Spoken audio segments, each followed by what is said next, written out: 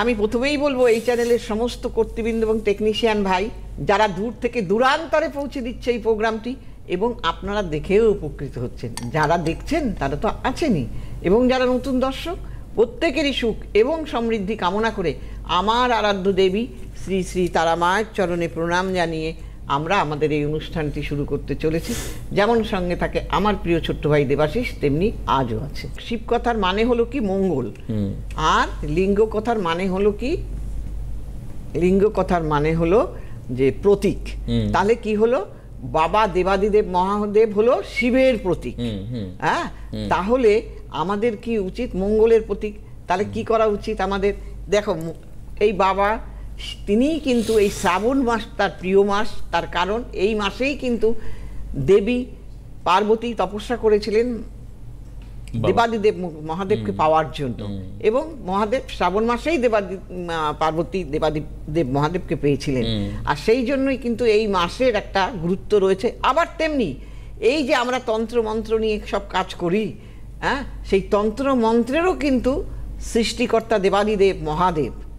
আমরা যে ষটকর্ম ক্রিয়া করি, সেই ষটকর্ম ক্রিয়ার মধ্যে থাকে বশীকরণ, মারণ, উচ্চাটন, শান্তিকর্ম ক্রিয়া, পুষ্টিকর্ম কর্মক্রিয়া, বিচ্ছেদ ক্রিয়া, এই নানা রকম ক্রিয়া থাকে। এইবার এই ক্রিয়াগুলো এই সময় করার জন্য কিন্তু দারুণ সময়। হ্যাঁ, তো সেটা আপনার আর্থিক সমস্যা হতে পারে, সেটা আপনার পারিবারিক সমস্যা হতে পারে, সেটা আপনার সন্তান অবাধ্য হতে পারে, সন্তান পড়াশোনায় ভালো না হতে পারে, বা যাবতীয় যা কিছু বললে এখন অনেক লিস্ট ধরানো যাবে, তো সেটা তো সময় কেটে যাবে। তো সেই কারণেই বলি, এই সময়টাকে অনেক সংসারী মানুষরা যেমন বসে থাকে শ্রাবণ মাসের জন্য, আবার তেমনি বসে থাকে যারা সাধু সন্ন্যাসী, তারাও কিন্তু বসে থাকে। দেখবেন সর্বত্র শিবের জয় জয়কার। হ্যাঁ, কাজেই সেই জন্য সব ধরনের মানুষ, সব স্তরের মানুষ কিন্তু মহাদেবকে ভীষণভাবে মানেন। কাজেই সেই জন্য বলা হয় দেবাদিদেব মহাদেব। একদম, মানে ব্রহ্মা বিষ্ণু মহেশ্বর, এই যে তিনটে থাকে না, যারা হচ্ছে তিনটে কপালে দাগ থাকে, এই কপালে দাগেরও কিন্তু একটা অর্থ, একটা ব্রহ্মা, একটা বিষ্ণু, একটা মহেশ্বর।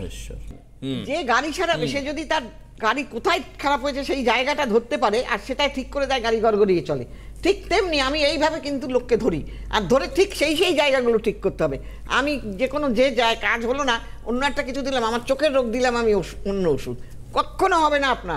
আপনাকে আমি যেটা দেবো সেটাই যদি করেন, আমি ঠিক সেইভাবে করে দেবো। আর তার জন্যই লোকে আসে বলে আজকে এত বছর টিকে থাকা একদম আচ্ছা সস্তা নয়, টিকে থাকা একটা প্রফেশনে।